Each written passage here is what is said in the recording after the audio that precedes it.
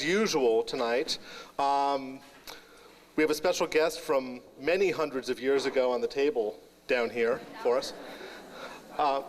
Thousands? Oh my gosh, talk about traveling like the longest way for the reunion. Yeah. And we have a multimedia presentation about Pier 70. We have the usual display of photographs in the lobby. We have a bake sale benefiting Potrero Hill causes, including this very middle school over the tables there. And I think we have a raffle coming up sometime between 8:30 and 9 o'clock. So lots to do. Let's get right to it. And what we'll do is we're going to go back in for the farthest in time first. If we can. Do you want? Oh, actually, yeah. Oh, there you are. There you are. We always start off with Peter LINENTHAL, who is the patron saint of the Potrero Hill Archives Project, and Abby Johnston, too. Hello, hello. I want to welcome you again to tonight's program, the 5th annual Potrero Hill History Night. The Archive Project is 18 years old, and it's really nice because Julie Gilden, who started the Archive Project, is here tonight. Julie.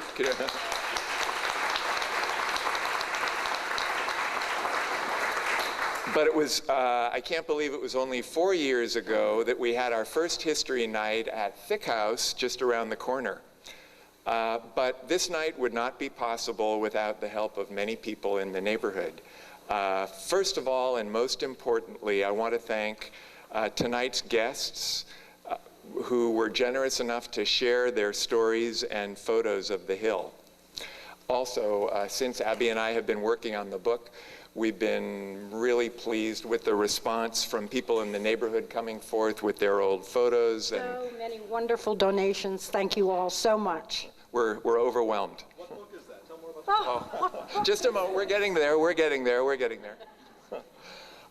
Next, I want to thank the Potrero Hill Association of Merchants and Businesses, who sponsor this event each year with great enthusiasm.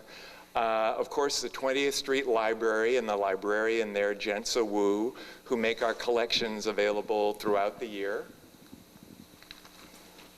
I want to thank Martin Spencer Davies, our cameraman, for recording tonight's event for posterity, and Dr. Video, who makes our videos available throughout the year.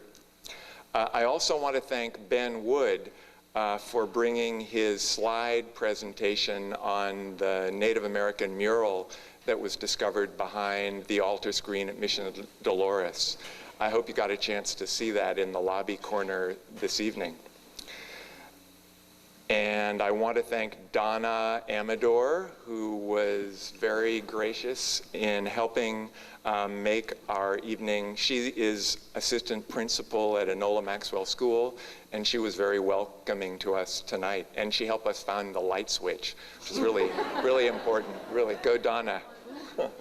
And again, I want to give a particular special thank you to Potrero Hill's Digital Pond, because they made the photographic enlargements that form a display in the lobby, and they do that for free as a donation to our project. And they also made the beautiful photographic prints that we're going to auction off later this evening. A year ago, Abby Johnston and I announced right here. No, it wasn't Abby Johnston. Oh, that's right, that's right. It was the Statue of Liberty and Abraham Lincoln. That's right, my mistake. A year ago, Abraham. We've taken over from them. Those people announced that we were starting work on a book on the history of Potrero Hill for Arcadia Publishing. Now we can tell you that the book is moving along well, thanks in large part to neighborhood help.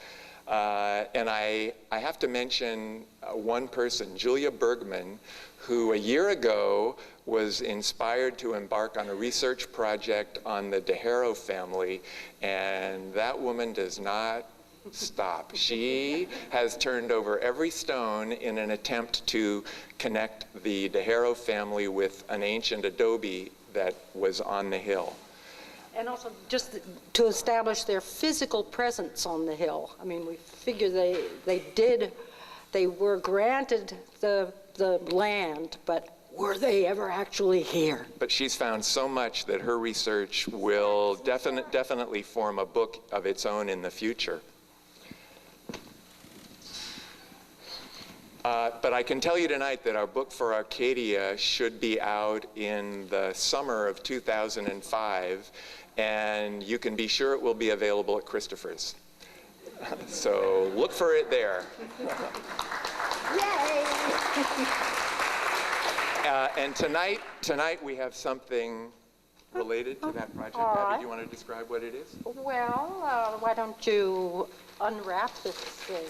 Okay, here, help me. The cover!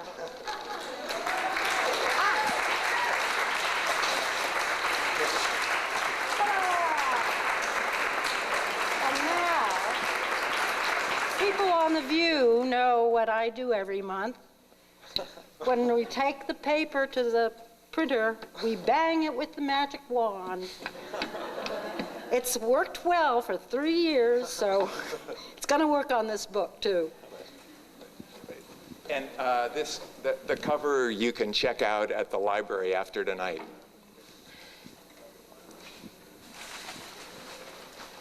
I don't want to take any more time from tonight's program because it's really a super program coming up. Ralph Wilson will speak on the history of Pier 70. Mary Law will talk about her family's history and its relation to shipbuilding. And Pete Loskutoff, is Pete here? Good, good. And Pete Loskutoff will talk about the history of the Molokans on Potrero Hill.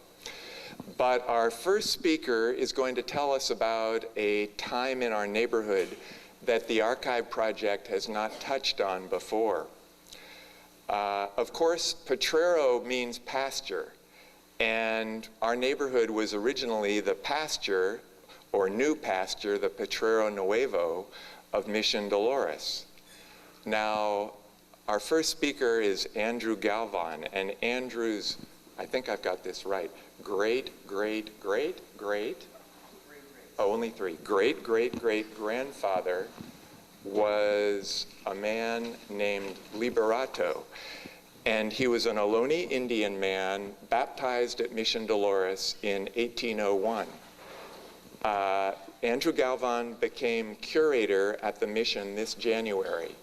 And that is the first time in the history of California that mission management was turned over to a descendant of mission Indians. So I'm really excited that he could come tonight. And Andrew's coming to Potrero Hill gives us a chance to connect to a vast period on our history that is really unfamiliar with us. And so I'm really delighted and I'm really honored to introduce Andrew Galvan to you. Andrew.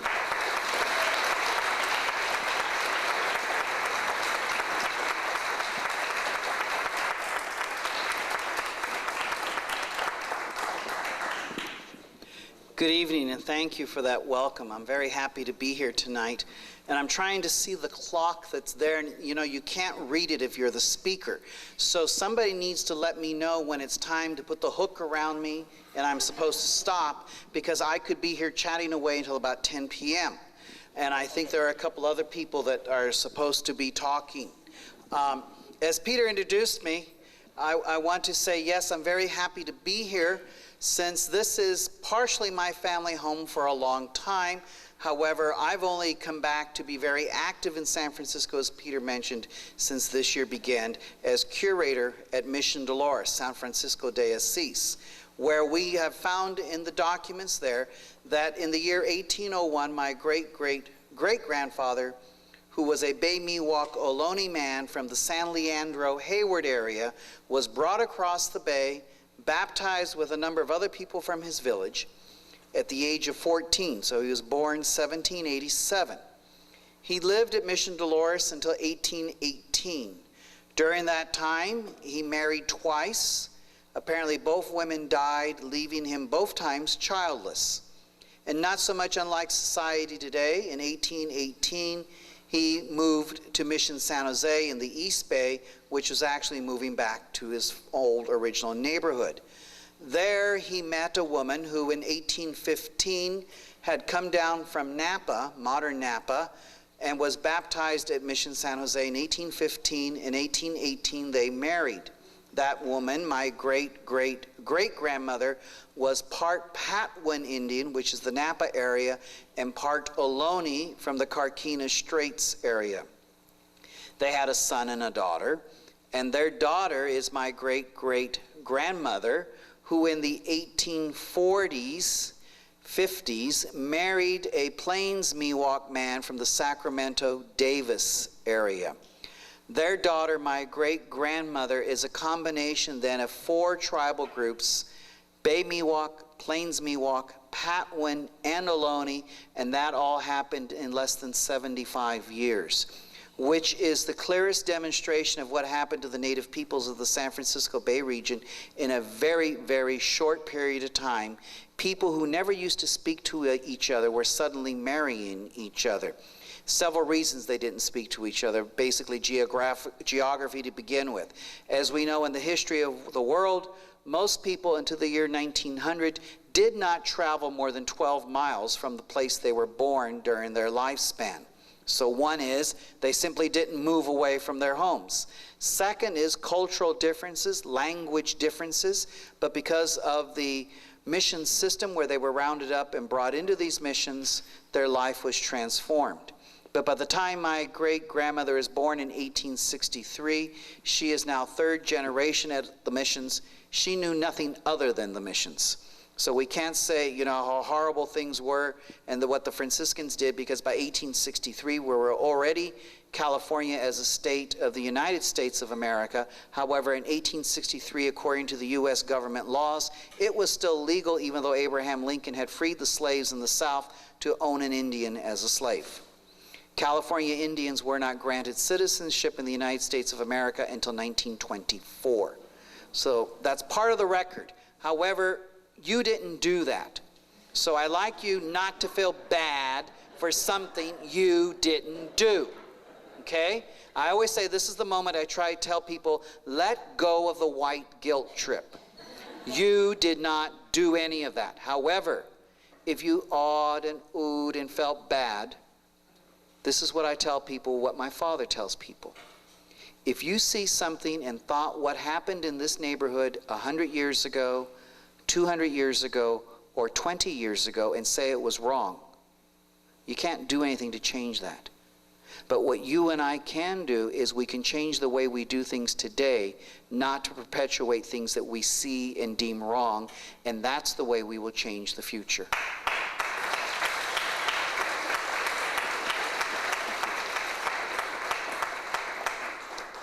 Let go of the white guilt, because we're all mixed together today and we all need to take care of one another. Now, bringing that to the history of the area, is I know Peter and Abby, correct, are working on this book on the neighborhood. Peter and I first met this summer at Mission Dolores, talking about various people, and we nearly sat down at the Haro grave and said, let's talk. And then during the course of the summer, some Haro descendants showed up and visited the mission. So you never know. I never knew a thing about Haro until Peter knocked on the door and said, let's talk. And then all of a sudden, within a month's time, I'm meeting descendants of the Haro family. So local history is also very important for simply this fact, which I tell people about the native history that I was sharing here for people who came up before the session began. If we study local history, we are studying world history because of this fact. The local history is where it starts, and we affect not only our city, but then our state, our country, and the world. So Potrero Hill's history is just not local history, but it's part of world history. The native Indian history that I like to talk about is just not the history of a people who lived here 200 years ago and 2,000 years ago, but since I am here today, it's the history of a people who are still here. So you choose to live here, whether you were born here or because you decided to move here. This local history is now your history. It's our history. So when we study history, especially local history, if you are resident to that neighborhood, It's very good and very, very important if you start using the proper terminology and begin to say, our history and my history, because this is now my home, and I choose to study the history of the people who also lived in the same place that I now choose to live. It's my history. It's our history, and therefore we give it a particular dignity that is just not talking about those other people who lived here long ago, because then we see the effects of it. And there's one question, however, after having said all that most people came up and wanted to know the skeleton I had, where did it come from? And I would say Santa Clara Valley. Oh, not Potrero Hill. And I said, well, you know, way back when things were new and the earth was still cooling, San Francisco was a sand dune. It was scrub brush. It was foggy like it is now. It was cold. It was not very conducive if you're living in the Stone Age world as a hunter and gatherer. There were 4 major villages that we document in the San Francisco City and County. One of them is out at Crissy Field, if you know where the commissary is. The other is over where the Cliff House is and the Sutro Baths. The other major village is downtown San Francisco at Yerba Buena Gardens Moscone Center and some of Market Street. And then the 4th major village is over where Mission Dolores was founded, because there was an interior body of water, the lagoon, that was again conducive to that type of life. There were some seasonal villages along the various creeks that come through this area, but San Francisco population during the native world was very small. And so archaeologically, when we find evidence of the prehistoric world in San Francisco, it is big news, because to be quite frank, my ancestors didn't choose to live here. And that wasn't because they didn't think about the harbor and the fishing. They came here and enjoyed as visitors. Tourism among the Ohlonies was probably very big, but they did not choose to stay here. They were here only seasonally. But of course, you have older people, younger people who cannot travel. And 200, 250 years ago, before the arrival of the European world, we did not have the modern horse in California, nor did we understand or have the wheel. Our means of transportation was to walk there, to be carried there, or a Thule boat. Another reason that added to you only stayed pretty much within 12 miles of the place you were born. Fast forward to the Mission period, to a time when things began to develop and change in this area, and we had a mission period. And that's the other reason I think Peter and I met, was to make connection between the Rancho period, the division of the mission properties. How does all this play into local history again in the past, but more importantly to today? Peter made a significant statement that I find significant about myself, and it really becomes a very humbling statement when you find out today, here, we're talking about local history, Potrero Hill, how it ties into the history of the Mission period and the Rancho period. And our guest speaker, who is a descendant of the Indian people who lived in this area years and years and years ago, is also curator of the Old Mission today. Things come around. We are taught that history is cyclical. It just keeps repeating and repeating and repeating. And the only thing that changes are the players. But everything repeats. I mean, older people, we call it wisdom, that we understand things. For younger people, it's just we've been around the block more times than you have, and we understand when it gets cold, it's going to rain, and bring an umbrella, certain things like that. That's called wisdom. No, really, it's called experience, and we've been caught in the rain without an umbrella last year. But the same thing with history. We look at situations, we size it up, and it's almost like when you're watching a historical documentary or reading a historical book and you know what's going to happen, you still say, why did they do that? Because they could have seen it coming. I'm not going to go into too much politics tonight, but we can do the same thing with elections coming up. We know what we have, we know what the choices are, and yet everybody doesn't choose the way I choose. What's wrong with the rest of them? History will tell those people who don't vote the way I vote next week or 10 days from now why they were wrong and I was right, correct? The native world continues through today. In the San Francisco Bay region, there are about 5,000 of us who who claim ancestry through people who were brought in either to Mission San Jose in Fremont, Mission Santa Clara, Mission San Francisco, Mission Dolores that is, Mission San Juan Bautista, Mission Santa Cruz, Mission Carmel or San Carlos Borromeo, and Mission Soledad down in modern Soledad. Those are the 7 missions within Ohlone country. Those of you who are students of California history will remember there are 21 missions in Alta California. If 7 of them are in Ohlone country, 1/3 of that mission project were with Ohlone Indians. I think that tells you something about the significance of Ohlones and the population factor.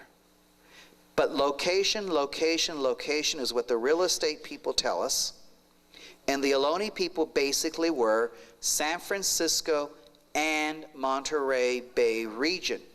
Until the Pueblo down in Los Angeles could figure out how to steal our water, the population center, even in modern California, was the San Francisco Bay region. If we cut off their water, they would shrivel up down there. The whole thing, again, when I ask people if they're studying San Francisco history or San Francisco Bay region history, what are you studying about water and its issues? Oh, we're not going to touch that. Then you haven't studied San Francisco history. If you study San Francisco and you don't understand how water plays on the significance of our history, you've missed it. Especially with the Bay and the native world, especially with the Spanish world and the occupation of the Bay, of holding the fort, the Presidio, and then the natural environment, how it plays with our fog and our growing in the Central Valley. That whole system is very significant to why not only is there a great population here today, but 2,000 years ago and further back, San Francisco Bay region was estimated to be the largest focus point of human population pre-contact, pre-Spanish, north of Mexico City or Tenochtitlan. What has changed today than what was going on 1,000 years ago? Just maybe the language we speak, maybe the religion we practice. People are the same. And so I say to you, welcome to my neighborhood. My father says there's only one condition for you to stay, that you be good. Otherwise, please leave. If I may, for a few moments, because we have the program that needs to go on, I'd be happy if you have a question or two that you could speak up. I will try to repeat it once I hear it and then answer it. Yes, ma'am. There was another name besides Ohlone. Isn't Ohlone one of those names given to the tribe? The name Ohlone, where does it come from? First of all, some other times there are other names used. That dirty word in my language group is Costanoan, which is, if any of you went to Berkeley and have heard of Old Man Kroeber, he gave that to 13 language groups that he took the word costanos, which is a Spanish word for coast dwellers, and he said these 13 different language groups are so mixed up from each other and so different from any other in San Francisco Bay region, I'm just going to lump them all together and call them the Costanoan language group. It's not an Indian word, it's a Kroeber word. Actually, it's a Spanish word. The word Ohlone is a Miwok word, and the Miwok people, who are the interior people, gave us that name, and Ohlone in the Miwok language translates people of the West. So what's the geographical point we're west of? Mount Diablo. And so Ohlone is the preferred name of the people of this area. Yes, Peter?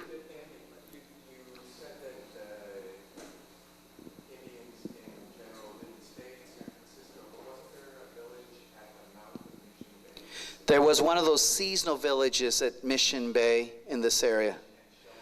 There were some shell mounds, but not this population. It's almost like when you know that question, why do the trees grow on one side of the hill and not on the other because of the wind situation?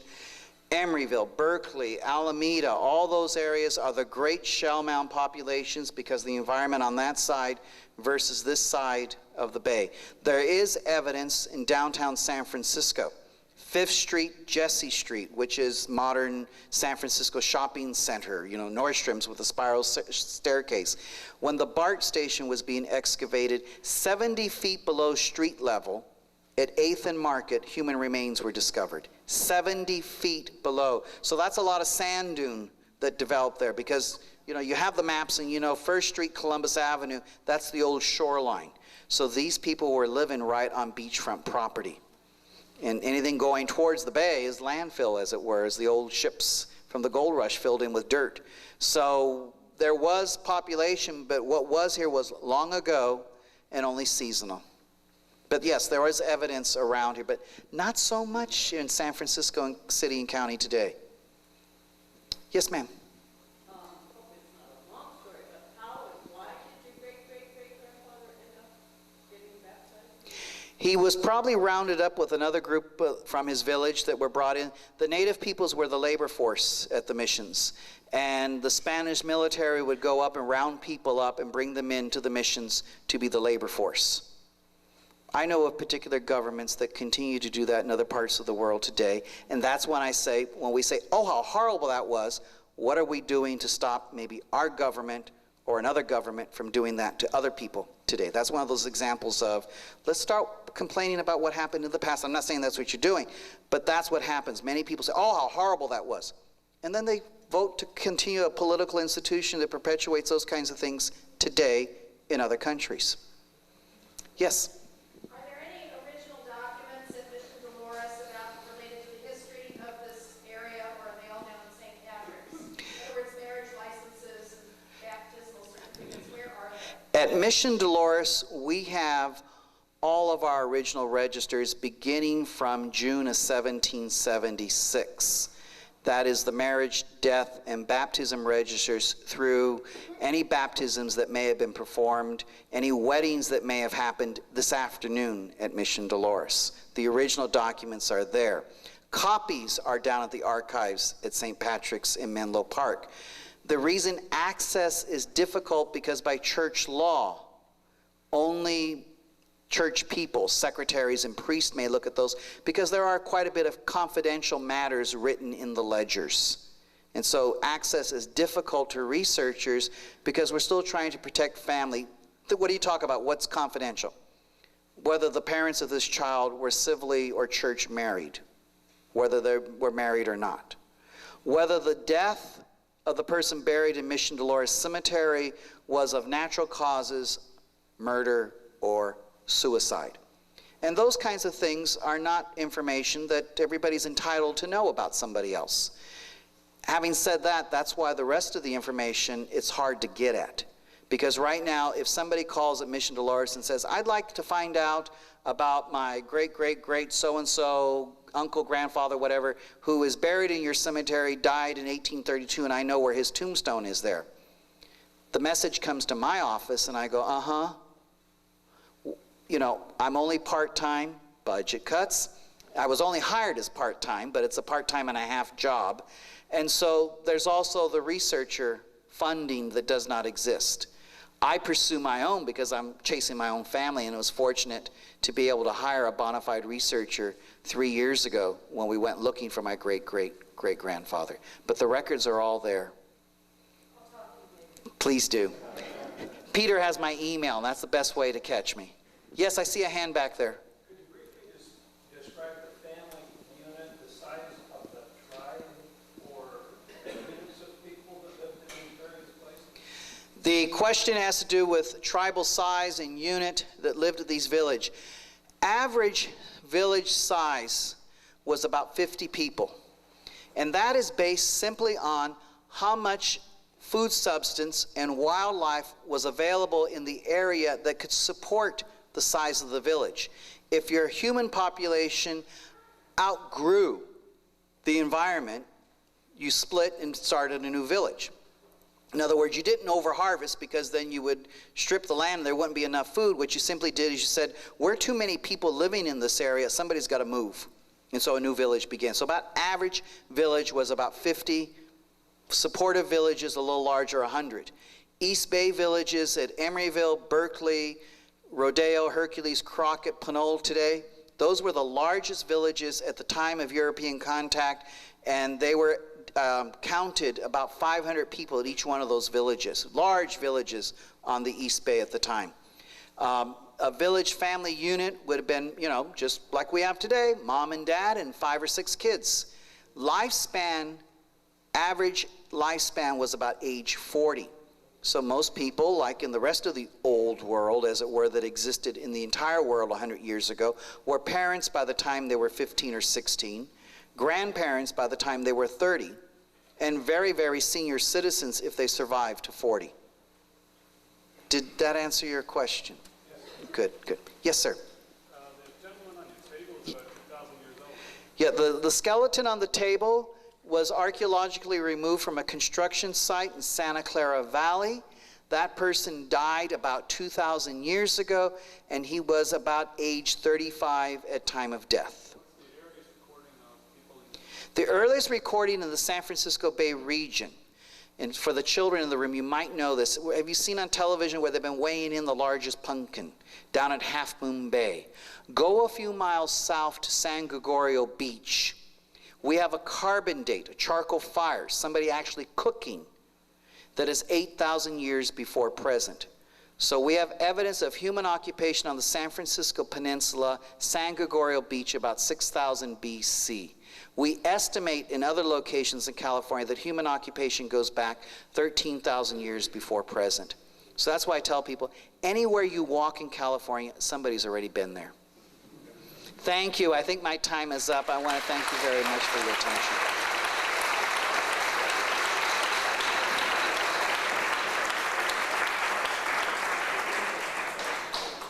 Thank you, Andrew. Yeah. One of the underexplored treasures of the Hill, Dogpatch, this area that we've been wanting to spend more time on at History Night for years is the shipyards. Pier 70, the whole central waterfront going down.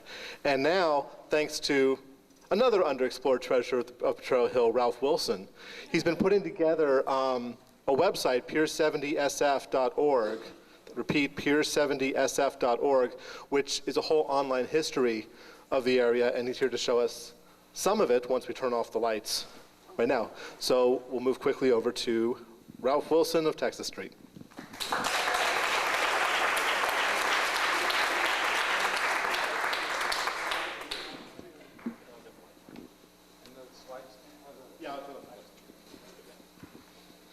Hello, Potrero history fans. Hi. I'm juggling quite a bit of technology here that I'm not used to, so please bear with me if anything explodes.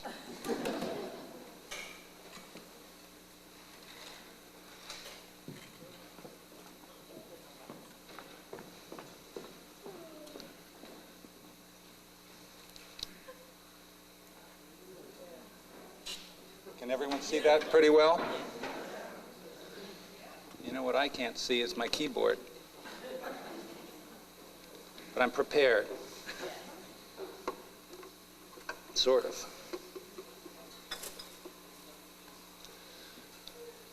Well, I'm sure everybody knows where Pier 70 is. It's about a mile due east of us on the bay, and you've probably seen it from many different vantage points. This view is down 18th Street, and you can see a big cruise ship that's in the dry docks being worked on. Maybe you've seen the cranes from up on top of one of our hills, or gone down to Illinois Street and taken a look at some of the rolling gantry cranes down there that are sort of a trademark of the place. Or maybe you've gone down to 20th Street and seen some of the old buildings down there. Of course, I like to sit at Mission Rock or the ramp and watch and listen to the workers working on the ships in the dry docks. And I got interested in Pier 70 from just walking down there and taking a lot of photographs of the old structures. And I started to dig a little bit into the history of the place, and I found that there was quite a lot of it. And that Pier 70 is a pretty important historical site in San Francisco. In fact, I think one of the most important historical sites. It's the oldest active shipyard in the United States, the oldest active civilian shipyard. It's the first shipyard on the West Coast to build steel ships, and for many years it was the largest employer in San Francisco. Now, this picture shows a slightly blurry picture of the shipyards, the same view you just saw before from the northern edge of the shipyards back in the 1890s, which was one of the high points. It was the Union Iron Works period. We'll get back to that. Now, the geography of the place made people want to build ships right where Pier 70 is. So you can see from this old map from 1859, this area here is called Potrero Point, and that's where Pier 70 is. And it was a little peninsula into the bay, I'd say 35 or 40 acres, just due east of Potrero Hill. And it's the same geological formation that constitutes Potrero Hill, just extends into the bay here. And as you can see, it is just south of Mission Bay, which was a tidal area, very important tidal area just at the end of Mission Creek.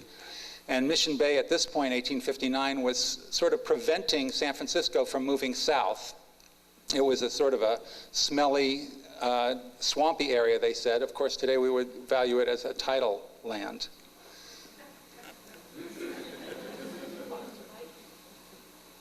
Here's a little closer view, and you can see that one of the most, or you might be able to see that one of the most important features of Potrero Point was that it had deep water on the eastern edge. And of course, at this point, any industry required ships, ocean water transportation in order to move stuff around. And of course, if you're going to build ships, you would need to have access to deep water. And at this point in 1859, there were already a few industries here. There was two or three powder companies, blasting powder companies, which of course benefited from being separated from the rest of the city. And there was a 1,000-foot long building that was the Tubbs Rope Works, where they made rope by going back and forth with sisal. And it was there from the 1850s. Now, this is the oldest picture I know of from Potrero Point, and it's by a very important photographer named Edward Maybridge. You may know that he later became famous as probably the father of motion pictures, but at this time he was just traveling around California and the West taking pictures of anything that he found that he thought people would be interested in. And here we're lucky enough to have him taken a picture of our Potrero Point area. This is the north side, the same area where we saw those ships and where the dry docks are now, more or less. You can see that these two gentlemen are sitting on the hill. I don't know if you can make out that there's a sheep grazing there. There's several buildings and houses along the water here and some boats docked. And then there's a little habitation on the top of the hill.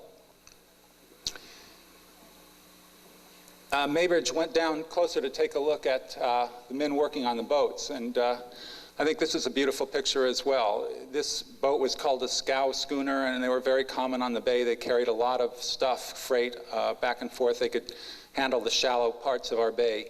And these men have drawn this boat up onto the shore with a horse-drawn winch here. And I don't think they're building these boats. I think they're just working on them, maybe loading them, but they do have these ways that they've built to pull boats up, and there's several of them. So there's a lot of activity here. We know that there was serious boat building going on another part of Potrero Point. There was a man named John North. His given name was Johan Nordtvedt. He was a Norwegian man who'd come here for the gold rush and hadn't made his fortune. But he was a skilled boat builder, and he started building boats on, first up by where the ballpark is now, but now by the 1860s he'd moved down to Potrero Point. And this may or may not be a picture of his boatworks. The experts seem to disagree about this picture, but it was probably similar to this if this isn't it. And he made very beautiful boats of various sizes. He made a number of steamer ferries that went across the bay from San Francisco to Sacramento. And he was a highly regarded craftsman and businessman. Died in 1872, I believe. Now here's Potrero Point in the 1870s. You can see it's gotten considerably more crowded. which is a testament to how valuable this little piece of land was. Right here, in an area close to where those shipyards we saw earlier, the dry docks, there was a large iron plant called the Pacific Rolling Mills, which was a very important early West Coast iron plant, probably the first, and they made a lot of iron goods like railroad tracks and iron that was used in the early building of San Francisco. You can also, on the hill was a gas works, which sort of evolved into PG&E that we have today, or now Marant. And on the other side there was a sugar plant. I think about this time it became the Spreckels Sugar Company. You can also see that they've built this bridge that crosses Mission Bay and goes all the way past Potrero Point all the way down to the Bayview. And this bridge is very important. It was called Long Bridge. You may have heard about it. Not only important for bringing people down south, but also because it started the process of filling in the bay. Everywhere where they cut into the serpentine rock to make the roads, they dumped those rocks and debris into the bay, and the land was increased. And that's, at this point, as you can see, it's pretty packed, but there is another big company that wants to come to Potrero Point. And it was the Union Iron Works, which was a very important company at this point. It had been started in 1849 by the Donahue brothers, who were, like John North, they were failed gold miners, but they knew how to work iron. And they built a blacksmith shop down south of Market, and they would make almost anything that was needed for the city or for the mining industry at that time. In fact, they built things as big and grand as this locomotive that went between San Francisco and San Jose. They built a lot of mining equipment for the gold rush and later for the silver mines in Nevada. By the 1860s, the control of that Union Iron Works had passed on to Irving M. Scott and his brother Henry. And Scott was quite a guy. He was a strong political voice in San Francisco. He was a very talented technical person, engineer, invented a lot of mining equipment. He was a patron of the arts, he was on the regents, he was a regent of UC and on the Stanford Board of Trustees. He was one of those people that seems to have time for everything.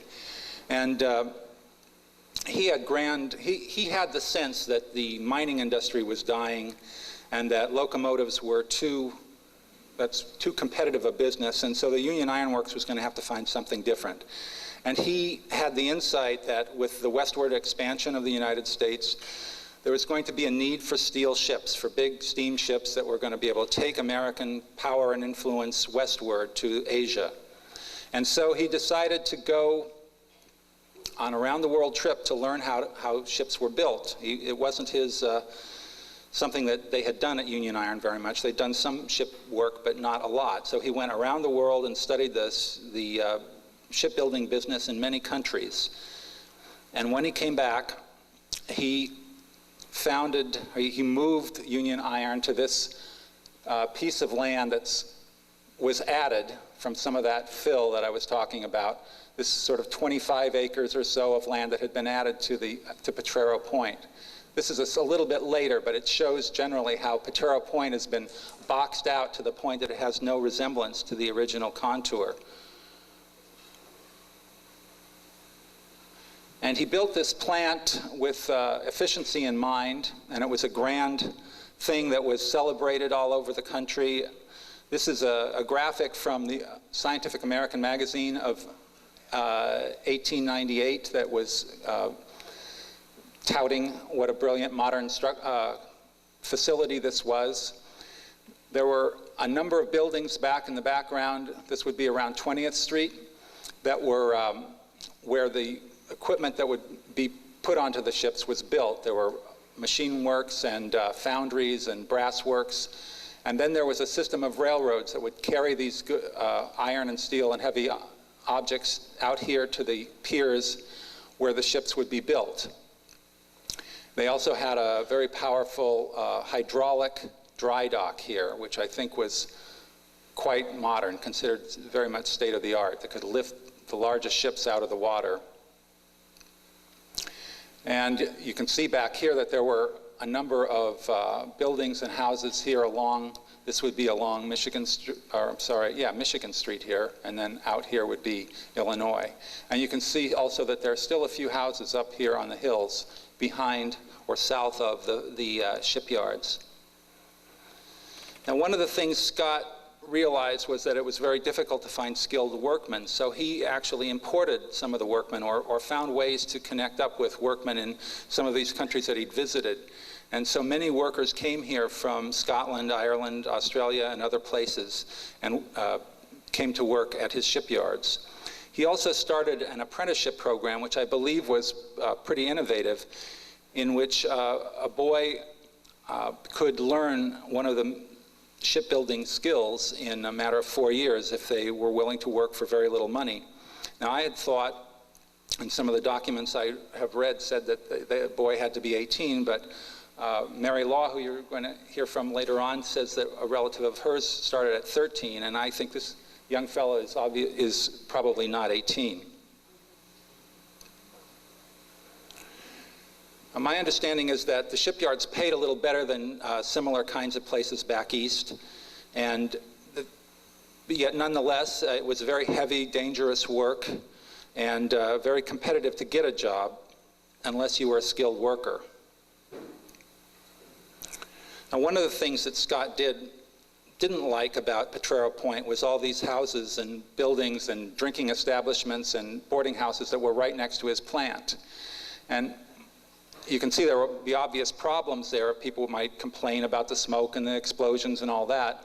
But he seems to have been more upset by the fact that there were bars and taverns where the working men would gather and possibly organize. And so he embarked on a process of sort of secretly buying up the property and demolishing these buildings.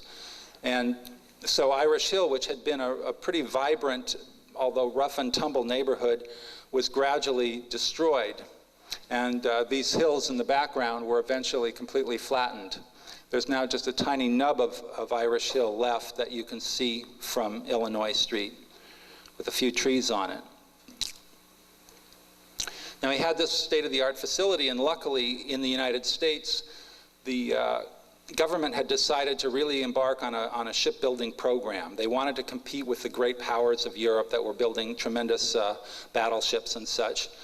And so Scott was a politician and had the ear of very powerful people back east, and he went back there and he convinced them that with this state-of-the-art facility, he could build ships that were the equal of anything on the East Coast, and he said that and he convinced them that it was to their advantage to have these facilities on the West as well as the East.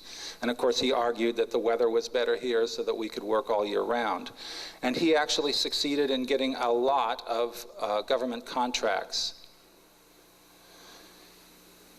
This is one of the most famous ships that was built here during the Union Iron period. It was the cruiser Olympia, which was Admiral Dewey's flagship during the Spanish-American War. Remember the phrase, "You may fire one ready Gridley." That was said on this boat. And it was a grand boat that you can't see here. It had sails as well as steam engines, which many of the ships at this time did. And this boat is still in existence in Philadelphia. It's a museum boat that you can visit. And it's evidently the oldest steel boat still in existence in the world.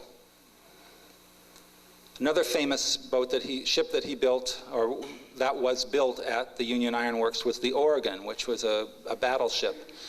And it made headlines by racing from the Pacific all the way down below South America and getting to Havana in time to take part in the Battle of Havana and destroying the Spanish fleet in the Spanish-American War. And I think it's interesting that Scott was very active in agitating for the Spanish-American War, and like many people on the West Coast at this time, he was really pushing for something we might refer to as imperialism or manifest destiny. He really felt, and many people felt, that it was our destiny to push westward and to have an empire that extended westward just as the European countries had in their areas and in Africa and South America. So this, of course, also benefited his business if empire required ships. However, by the end of the 1890s, things weren't going as well. This shipbuilding phase had sort of died down. There was a depression in the country. Business was failing, and right around the time Scott died in 1902, the shipyards were sold to a sort of a shady group called the U.S. Shipbuilding Corporation, kind of an odd consortium of companies that were buying up shipyards all over the country.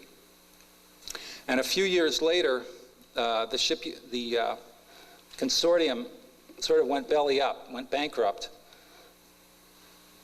And Charles Schwab of Bethlehem Steel sort of swooped in and managed to buy the Union Iron Works for a mere $1 million. Charles Schwab has no relationship, as I understand it, with the Charles Schwab of the investment company today.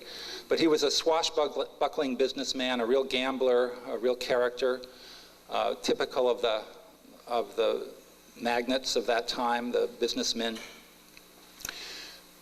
And I don't think he lived too long after the purchase of the Union Iron, but it turned out that his purchase was a great thing for Bethlehem. It made them a lot of money over the years. Now here we're going to get back a little bit to the apprenticeship program. This is a document that shows something about the terms. Again, it mentions that the boys have to be 18, but I think we all can be sure that that wasn't followed very well. And it shows that for the first year they would make $4, the next year $5, $6, $7. And I show this slide again because there are some wonderful pictures from Mary Law's family album,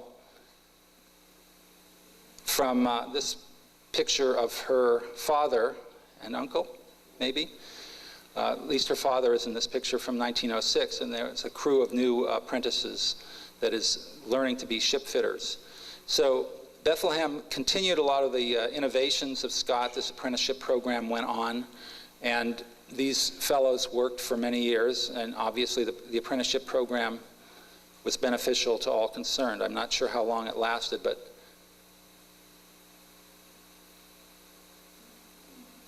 here these fellows are working on one of the early submarines that were built there.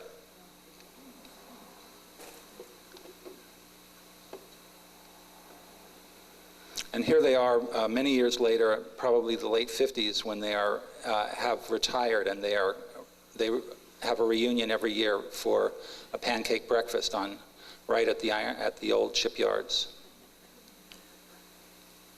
Now, World War I was a great time for Bethlehem. They made a lot of money. They made a lot of ships. It was the largest employer by far in the Bay Area at this time. Over 14,000 people worked here, including a pretty good-sized number of women. Most of these women worked in the offices or the blueprint shops or things like that. My understanding is that Bethlehem was never a place where a lot of women worked in shipbuilding per se.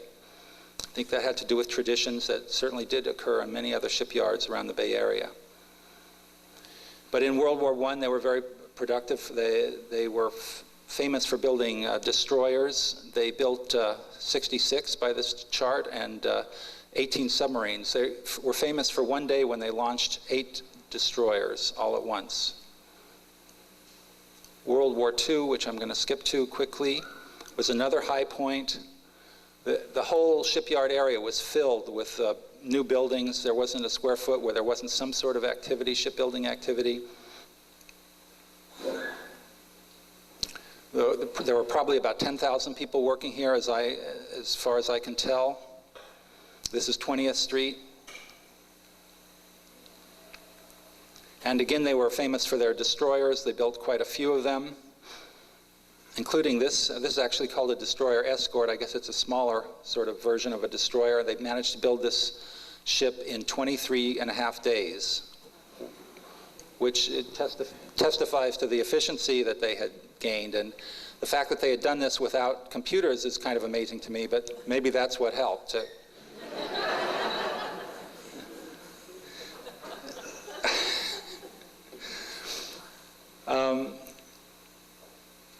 Sorry, I kind of skipped a little bit. So you can see here that they built quite a number of ships, But what was more important than the number of ships they built was that they repaired about 2,500 ships and sent them back to battle in the Pacific. It was probably more important than the ships they built, although those were important too. Now, after the war, things really started to slow down for shipbuilding. The last ship, is my understanding, that they built was in 1958. It was a missile frigate called the Bradley. Looks like quite a fast boat. I don't know much about it. The last construction project were building these 7 large steel tubes that carry the BART trains under the bay to this day. This was done in the late 60s. And after that, there was to be no more building at the shipyards at Pier 70. In 1982, Bethlehem decided to get out of the shipbuilding and repair business. They turned the shipyards back over to the bay, to the port of San Francisco. For a while, Todd Shipyards repaired ships here, and then they left. It was kind of an acrimonious struggle and union battle at that time, as I understand. Now the ship repair is done by a company called SF, San Francisco Dry Dock, which is a division of a much larger company called United Defense, which you may have heard of. Things seem to be going very well for them. They have a lot of contracts for the cruise ships that come in, and they have the largest dry dock on the West Coast, so they can handle ships that other places can't. Now, I'd like to talk a little bit about some of the buildings that are there now, some of the great historical buildings, most of which are not being used and are in a rather sorry state of repair. One of the things that I've been involved in is trying to find ways, or agitate for ways, to preserve these buildings and find uses for them. And I'm on an advisory board for the Port of San Francisco that does its best to try to help facilitate that process. But it's a tough process, and we'll talk about it a little bit. Sorry, I shouldn't skip over this one. This is the administration building from 1917, right on the corner of Illinois and 20th. And I think the architect of this building also built the Monadnock building on Market Street. He was a well-known architect. Unfortunately, I don't know his name right now. This is quite a grand building. Evidently, it has a movie theater inside, has a number of beautiful windows, views of the shipworks. This is a building from about 1912. It's a powerhouse, and it's incredibly ornate for such a utilitarian use. Inside, there's some great old machinery, power generation equipment, and air compressors that would power a lot of the pneumatic tools that were used throughout the shipyard. This building from 1896 was an office building. It's a grand building, quite unusual, I think. There's the terracotta facade. It's not considered to be earthquake safe, so it's been closed up and not usable at this time. Now, I'd like to talk a little bit about my favorite building, which is the machine shop, which you see from this old illustration that we saw earlier.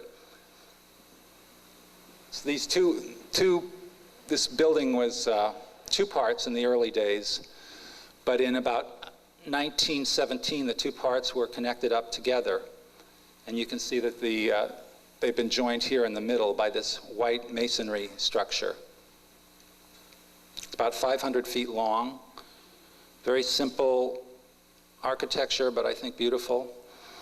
There was damage to this building in the earthquake. This section here is sheet metal. It used to be brick. Something similar happened on both ends where the brick fell in. Oh, I'm terribly sorry. I just zoomed up a couple. That was a button I didn't want to push. I've been worried about pushing it all night. But it's not so bad here because we're at the end. A few more pictures of this building that I love so much. This is the western side of it, all maybe 200 feet long. This is this same building in the 1890s. As you can see, it was packed with equipment. They're probably building a very elaborate piece of mining equipment here. And here's the same building today. I got permission to go in there and with some other photographers, and it's been pretty well documented. this building will be mothballed as well, so that it's been active up until this year, but going forward, no one is going to be allowed to go in there, and it's going to be sealed up until some sort of use is found for it. A few more pictures of this. These cranes, the yellow crane at the top of the picture here was a very important innovation that Scott brought back on his worldwide tour. Allowed them to move heavy equipment all through the building. There's a lot of these internal sort of offices for the inspectors and foremen and such. And there's this beautiful spiral staircase at the west end.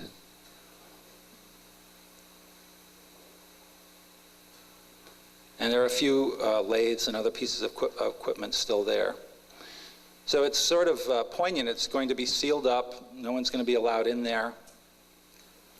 And the struggle to find new uses for these buildings is, I think, something that we should all pay some attention to. It's a very expensive project. It probably costs tens of millions of dollars to fix up any of those buildings that we saw today. And there are tremendous difficulties, economic difficulties, as well as technical difficulties in terms that are going to have to be solved to fix them up and find new uses for them. But these buildings, this shipyard and these buildings have been an integral part of Potrero Hill from the beginning, and I hope that we all keep our eyes open for the next time we hear about some development project, and we really think about whether it's good for the hill and whether it honors the workers who work there with such courage and skill and ingenuity. Now, this is the website that Tony mentioned earlier, pier70sf.org.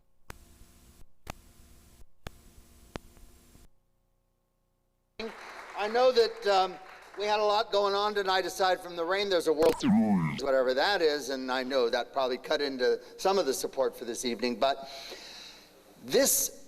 my job tonight, before we get into the interviews with some of the folks that have lived on the hill for a bit, is KQED has showed us the way. KQED FM, you know, they take a pledge break. And so this is the time of the evening when we take our pledge break. And I want to, and here the boxes are going around, and this is your opportunity to contribute to the ongoing development of the Potrero Hill Archives Project, keeping the hill history together, keeping the photographs together, maintaining books, putting the videos together that you can find at the library and at Dr. Video. All these things cost a lot of money. They have to be edited, they have to be duplicated. It takes things, it takes people, it takes, all of this takes a lot of money to put together. And so this is the time you can dig deeply into your pockets, pull out those wallets. I don't want the spare change. I want you to pull out the wallets, and I want you to get the checkbooks out, and I want you to take this opportunity to put a little something into the box as we pass the hat along the hall. We don't charge an admission for this event because we want to share Potrero Hill's history with those of us who are living its history. And so we open the doors and we make this presentation under the auspices of the merchants so that everyone can participate. But now that we got you here, we want to give you a chance to ensure that this kind of process continues, that the Hill History Night continues, that the Potrero Hill Archives Project continues. Her family. She's with us tonight to tell us a little bit about some of the folks who are actually working at the ironworks. Hi. Hi. How are you? Oh, just fine, thanks. So you were born on the hill? Yes. And you're Scotch-Irish, you told me. Yeah, a little bit of German thrown in too, so. So how'd your family get here? Well, my father's family, which kind of the earlier into the Union Iron Works, when I found out about Irving M. Scott going to Scotland and Ireland to recruit shipyard workers, because I have some letters that came, like reference letters in 1887, where people wrote that my grandfather was a shipbuilder and he was a shipfitter, and he came to the United States at that time. So I'm kind of assuming that he may have been recruited from Scotland. because he was working in the shipyards in Glasgow. Now, you were born on the hill? Yeah. Were you born on Scotts Hill? No, I was born up on Wisconsin Street, across the street. Where's Scotts Hill? Oh, it's down there. It's one of those places that they kind of destroyed down, well, right by the shipyard, down off below Illinois Street. I think it was off of Michigan Street, which is kind of in the bay now. Now, see, I read somewhere that Scotts Hill was between 19th and 23rd, Connecticut and Texas. That's not the case, huh? I don't know. I thought that Scotch Hill and Irish Hill were at the same place, but it could be because my grandfather lived, where my father was born was on Pennsylvania Avenue, and they said opposite Sierra Street. Well, Sierra Street is that little street that's between 20th and 22nd, and it's only 1 block long now between Missouri and Texas. But if you look direct down Sierra Street, you'll see the house where my father was born, I say 22nd in Pennsylvania. Now, when did your father come to San Francisco? He was born in San Francisco in either 1890 or 1892. There's a little bit of controversy about that, and didn't realize that there was controversy until after he died. And of course, everything was destroyed during the 1906 earthquake. So. And your uncle worked at the? Yes, on my mother's side. Well, I had numerous relatives on both sides of the family that worked there, but the uncle who bought the house where I now live up on Wisconsin Street, he started in the shipyard in around 1900 when he was 13 years old. He was an apprentice? Yeah, well, I presume he was an apprentice. At 13, I mean, I don't know whether right? yes. At $4 a week. I don't know if he even made that much. I think he said it was even less than that in those days. Yeah. I think it was 1905 that it was, they said it was $4 starting out. Right, so. right. Now, so your uncle and your father and your grandfather before them worked in the ironworks. Yes. At the. Now, does your family? Now, the Olivet Presbyterian Church was also started by Scots people on the hill. Is that right? That's my understanding, but my family was Catholic, so they, went to St. Teresa's Church. So that was now, how was it growing up on the hill? Oh, I think it was pretty good. Yeah. Of course, I think we did all the things that the kids can't do now, especially play outside, with all the street games. I mean, the hopscotch and the kick the can and playing ball and that sort of thing. Where'd you go to school? St. Teresa's. When was that? I started in 1945 to 53. And where was the school? Where it is today? No, down at 19th in Pennsylvania.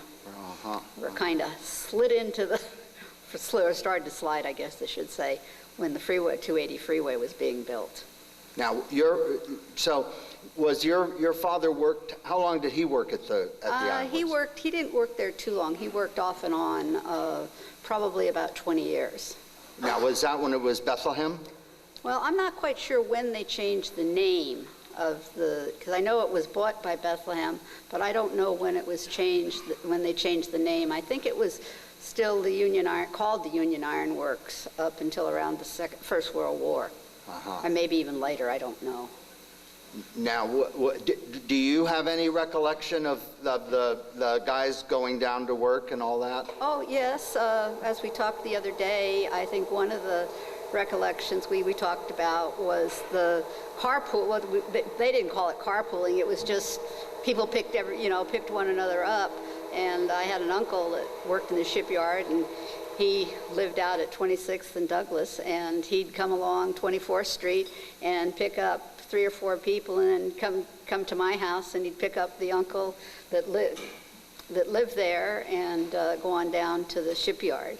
And then, as we talked about the other day, one of my first memories, and of course some of it might be, I remember it, but of course hearing about it was during the Second World War, when we'd have the blackouts. Of course, they'd have to close down the shipyard, and at that time the shipyard, they ran 3 shifts, complete shifts, and they'd have to close down the shipyard. So it was great fun for me, because everybody had to walk someplace, so we had a lot of relatives and friends that worked in the shipyard, and they'd come up to our house, and the coffee pot would be going and the bourbon bottle would be out until the air raids were over, and they could either go back to work or at least go down to get their cars. I'll bet they didn't go back to work very often. I don't think so, no. Their shift ended, I think, but they had to get their transportation, whether it was the Muni or driving their cars or whatever. Now, the Ironworks was quite a social center for people. I mean, they maintained their friendships. They gathered every year at the retirement parties. Oh yes, that was a big deal. The uncle lived with me. I mean, he was one of these people that never got. He had to get after he was retired. Oh, it was terrible to get up in the morning. I mean, to go to church on Sunday, I'd have to start 2 hours before to get him to get up. But boy, when it came to breakfast day, he was up and dressed and ready to go for somebody to pick him up at 7:45, because breakfast was at 8 o'clock. And that was once a year? Yes. Mm-hmm. Around that he got up that early? Yeah. Only time he got up that early. That was a Christmas event? Yeah, they'd have it. They had this breakfast every Christmas, and then you never knew what time he was going to get home, because after the retirees would visit with one another during the breakfast, and afterwards then they'd disperse out into the shipyard and go visit with all of their friends who were still working. So I don't imagine much work got done that day. Now, there was some kind of an explosion at the shipworks that your uncle witnessed. Is that something I heard? Oh, yes, I didn't know. Yes, this same uncle, he didn't want to retire. He was 67 years old, and his younger brother, by 1 year, was very upset with him because he said, I can't retire if you don't retire. But finally, the younger brother retired, and several months later, the older brother, I don't quite know what happened, but he was a Boilermaker, and he was going into to prepare some sort of a tank or something like that, and he went to step into the tank, and I guess there was gas in there, and a man was blown up right in his face. Wow. And then he never told anybody about it, and other relatives that were there, they didn't tell my mother or father about it. And the next day, right after he got to work, my mother got a call from her youngest brother and said they were taking Uncle Lou to the hospital because he'd had a heart attack, and they said it was probably directly related to his seeing this man get blown up, because they said it was just horrible. Huh. Wow. Mm-hmm. Now, do you remember the tunnel under the railroad tunnel? Did you ever play in the railroad tunnel? No, I don't think girls did that too much. But all the boys did. Oh, yes, definitely. Do you remember the tunnel fires? Oh, yes. That was smoldered, and how houses were sliding. And well, that was in 1962? I believe so, right around there, because I know I was already working. And do you know what the cause of those fires were? I don't know. I never did know. I guess the creosote and the Piers. I mean, maybe kids were in there playing with matches, or who knows what. I don't know. I don't ever recall hearing what started it. What about, there was another fire on the hill later in '69. Do you know anything about that? On which one? I don't. No, I just read about it today. Oh, did you hear about where? Do you know where it was? No, that's what I was hoping to find out. No. I mean, there was St. Teresa's Church burnt one time. Oh, it did? Yes, or burnt, I think, twice that I can remember. Really? Yes. When was the first time? When it was on? No, that's where it is now. On its current location? Yeah, and one was probably in the mid-50s, I'd say. And I think the other time was before that. I mean, it wasn't a complete fire, but in fact, the calendar that the church put out last year, they have a picture of the fire engines and all there at the church. It probably says there, and I probably looked at it throughout the year, but I can't remember what year they said it was. How has the hill changed over the time you remember it? The shops are all different, I guess. Oh, yes, the shops are different, and all of the houses and I think right now the difference is the remodeling, and everything's got another story being put on it. I know on my block there's several houses right now that have been recently added a third story to, or are in the process of doing. Well, when you were growing up, were there a lot of the earthquake cottages around? Oh yes, there still are. In fact, the house in back of me on Arkansas Street, it's as they call them, refugee shacks. Yeah. And that's, that one is something that they came in later years and put a foundation under it. But it was, you know, it was a small. And rooms added too and that kind of thing? No, I don't think so. I mean, I think there's rooms at the foundation and there's rooms underneath it because it's, and it's right at the back of the lot. I mean, that house is like about, 6 feet from my back fence. Whereas, you know, most people have a backyard. They don't have a backyard at all. Mm-hmm. Wow. So what's changed on like 20th Street in terms of the shops? Goodness, I guess just about everything's changed. I think what we've got, the cleaners is still there, where there was the cleaners there on... Which one is still there? The one between Connecticut and Missouri. Huh, Billy's? Yeah, Bill's, yeah, cleaners, yeah. Yeah, that one. But I think everything else has changed. I mean, the DeRosa Brothers Groceries is now a hair salon. The Thinkers Cafe, right, not the Thinkers, but I guess the Thinkers was a beauty shop at one time, and then the radio. Oh. Okay, but yeah, yeah. And then of course, the barber shop was there, and Frigo's little dry goods store. I think some of you must remember that. Where was that? That's where the medical place is now, the acupuncture place is now, and that was a very interesting place. Do you remember, what was at Farley's? Somebody asked me a question today about what was at Farley's. And you know, somebody asked me that too, and I wasn't thinking, but I think it was a butcher shop. Butcher shop. Yeah, I remembered that after. I said I didn't know when the person asked me, but now I remember it was a butcher shop. Let's go out here. Who's got some questions for Mary? Who's got some, right over here? What year do you think that explosion was, by any chance? Do you recall, the 20s, or was it later than that? What, you mean the one in the shipyard? The one when the individuals were killed? When they was killed, that was 1953. I guess there were more than one. Yeah, well, I'm sure there were, with all of the equipment and everything that was down there.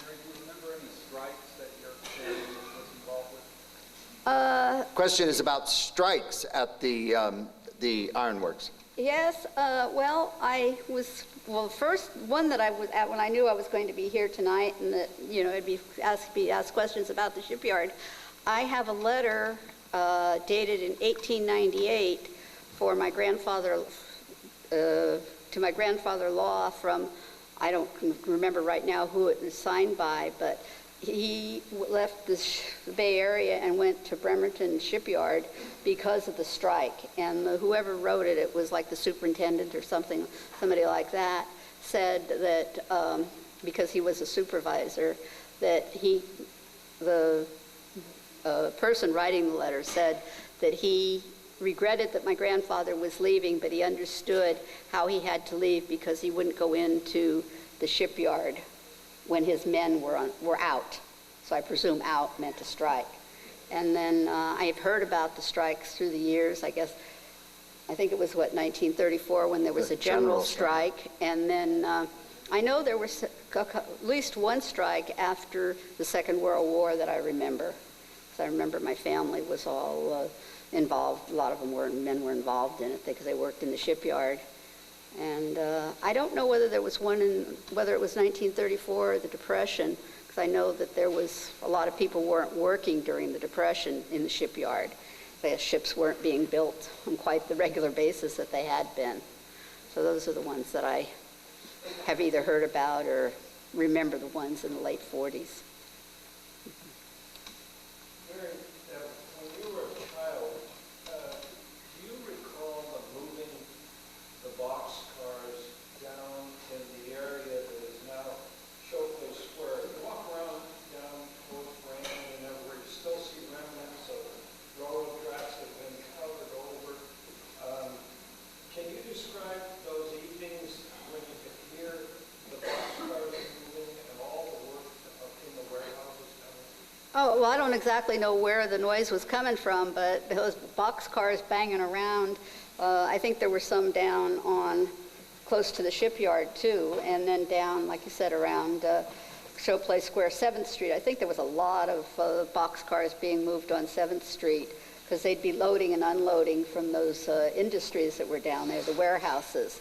They'd be, you know, the things would be delivered, and then I One thing I remember when they were things that come in, when you went to 7th Street, if you wanted to go up 7th Street, you had to allow plenty of time because for sure you have to stop and wait for the trains with the boxcars and the boxcars to go by. And describe the can company. Tell us about the can company down here as well as the one on 3rd Street. Remember when at night like this, you could smell the lacquer and hear the noise? Yeah, and you could also that, and then you could also smell when they did the canned fruit in the summer. You could smell that. Where was the cannery? Well, there's two. There's the American Can, or company. I guess they both were American Can. The one, the building is still down on 3rd Street between 20th and 22nd, and then over Haro, yeah, 17th, yes. Yeah, it's because I know there was a lot of people from the Hill worked there at the both can companies. This is a real working class neighborhood, and there was a lot of industry all around the hill. Yeah, right? definitely. Mary, I didn't catch where you grew up. What street did you? 22nd in Wisconsin, across the street and down the hill from the firehouse. Do you still live there? Yes. Mary, did you ever have a soda at Atchison Fountain, at the soda fountain? Oh, definitely. Cherry Coke? Cherry Coke and ice cream soda too. That was my mother's favorite, so I guess that's what I kind of got used to. Yeah. So there was a soda fountain at Oh, Atchison's. yes. Yeah, nice soda fountain. And Did you ever have a soda at Atchison's? it's where, Atchison's Pharmacy. Pharmacy is right now where the produce Yes, store produce is, store. produce market. yeah. Yeah, 20th between Connecticut and Arkansas. Not Arkansas, No, Arkansas. Arkansas, yes. Let me go back there first. Remember a candy factory on 3rd, like in around 19? Yeah, White Candy Company? Yeah. Yes, one of our neighbors worked there. Tell us about the occupants of the building that is now a pizza parlor. Goats, I heard. Yeah. I think somebody up here is quite familiar with that. Well, I guess I've heard, I think it used to be a liquor store at one time, but that was long before my time. But what I remember is Kenna's Corner Creamery. And Bill Kenna had the creamery there, and it was quite a hangout, and go there after the show for ice cream, and sometimes down there for lunch for a hamburger.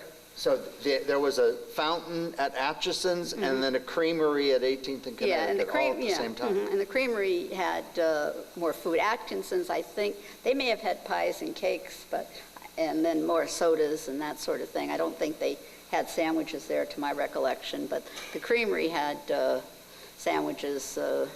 Grace Kenna used to do most of the cooking, and Bill did the waiting on people. So that corner has an important history, is a gathering place and food location. Yes, definitely. For Potrero Hill. Yes. Thank you, good.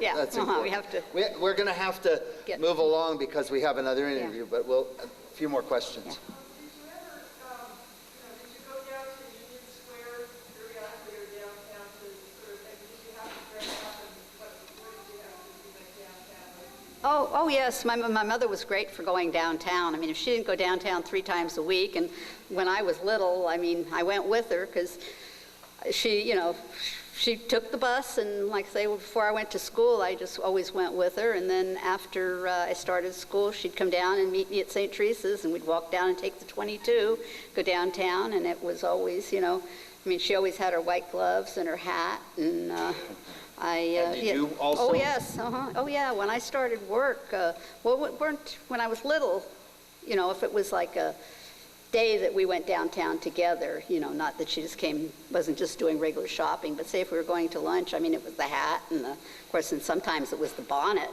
that, and a long time.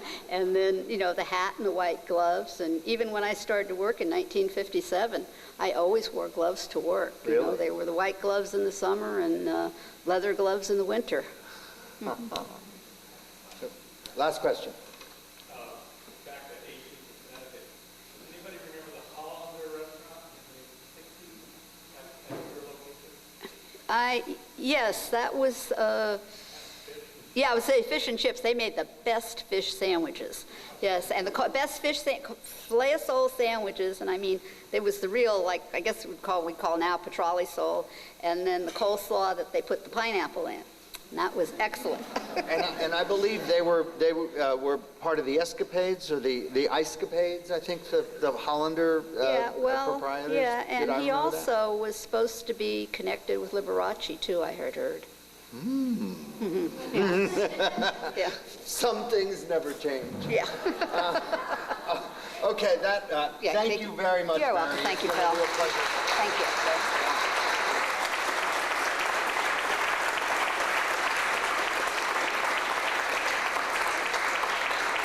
We have a little bit of business while we're in between interviews, and so it's our raffle drawing. And I don't know how many of you bought raffle tickets. I hope it was a lot. Connecticut between 20th and 21st. That was the first house, Arkansas? Arkansas. Thank you, Abby. To Potrero Hill, born on Potrero Hill, and wait till you find out where on Potrero Hill he was born, Pete Loskutoff. It's very appropriate, actually, that we talk with Pete, who is a member of the Molokan community on the Hill, and the interesting connection between Mary Law and Pete is that it was the Scotch Presbyterians at Olivet who founded the neighborhood house, which was a location where the Russian emigres learned English. It was a center on the hill, a community center where English was taught, and the Russian community was a major participant in activities at the neighborhood house at that time. So anyway, welcome, Pete, and thanks for your willingness to talk with us tonight about some of the things that you went through on Potrero Hill. First of all, where were you born? I was born at 1027 Haro Street. I was born at 1027 Haro Street in the Loskutoff house, in the backyard, in the banya. My midwife was Miss Jabin, which lived on Carolina Street.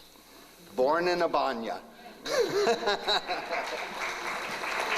And my midwife was Miss Jabin. Miss Jabin.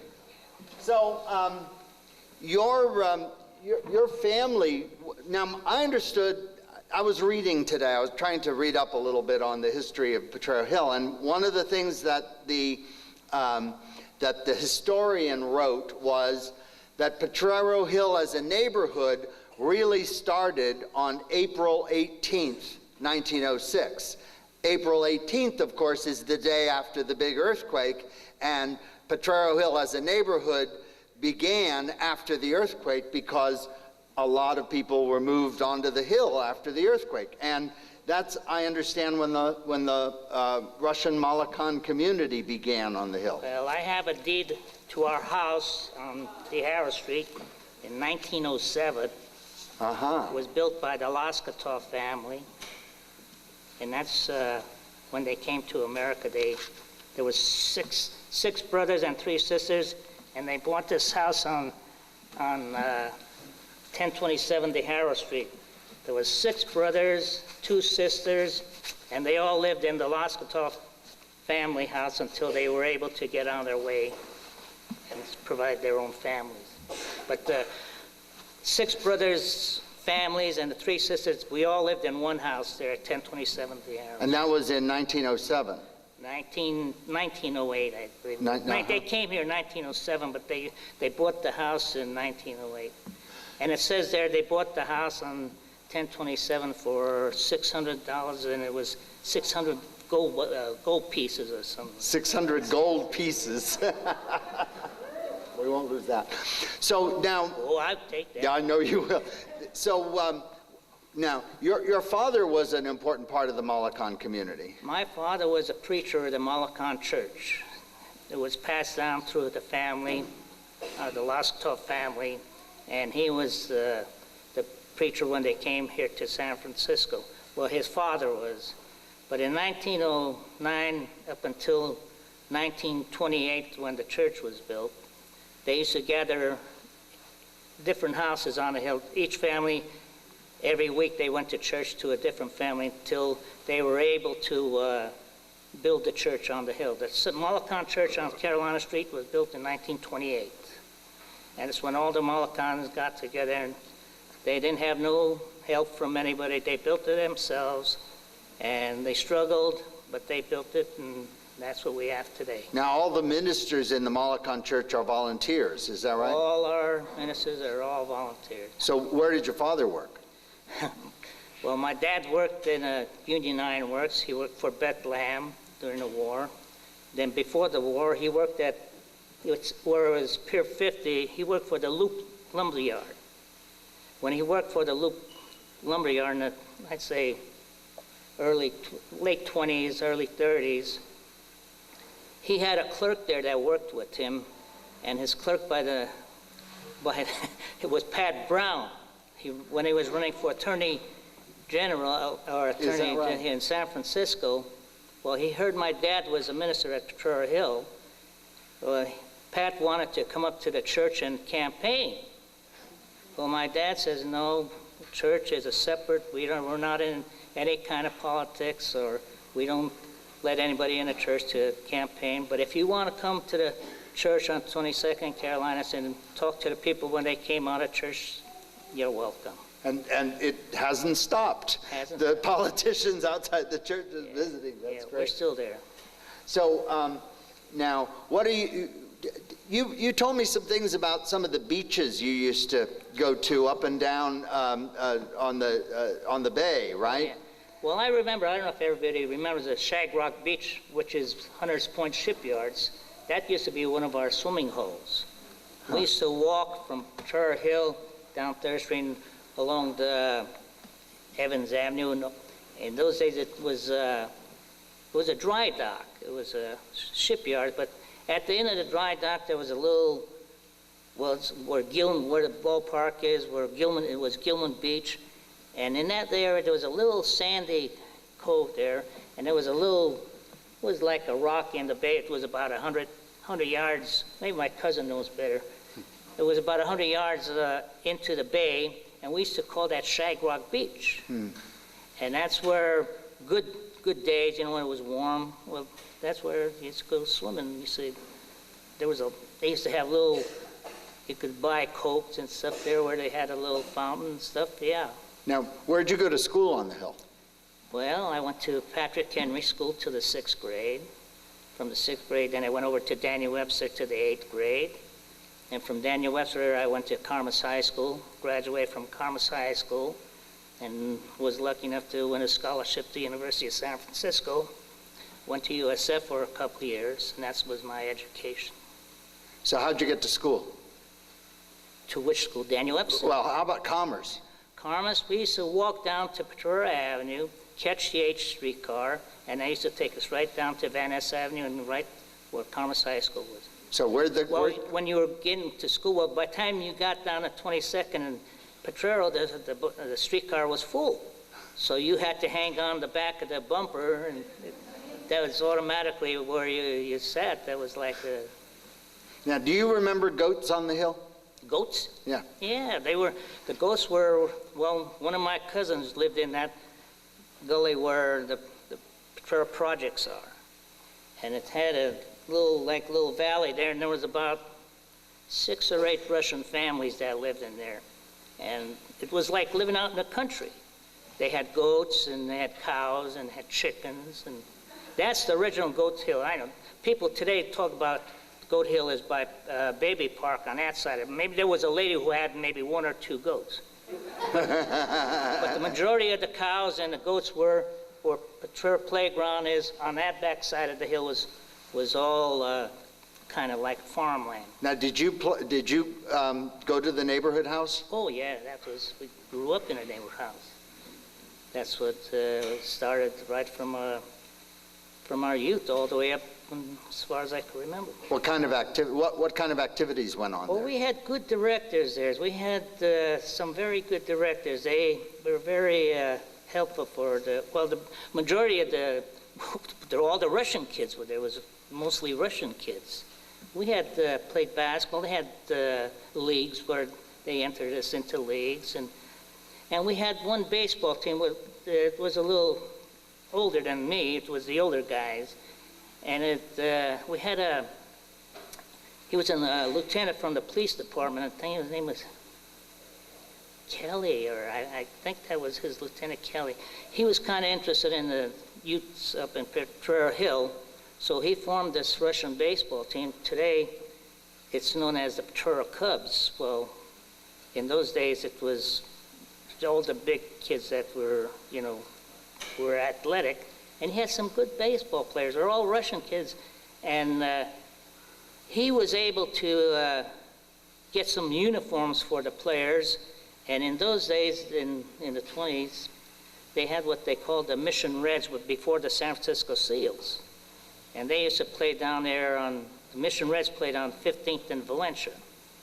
And naturally, when they got new uniforms, they passed the uniform. And he had connections where he got the uniforms and he passed them to the Potrero Cubs.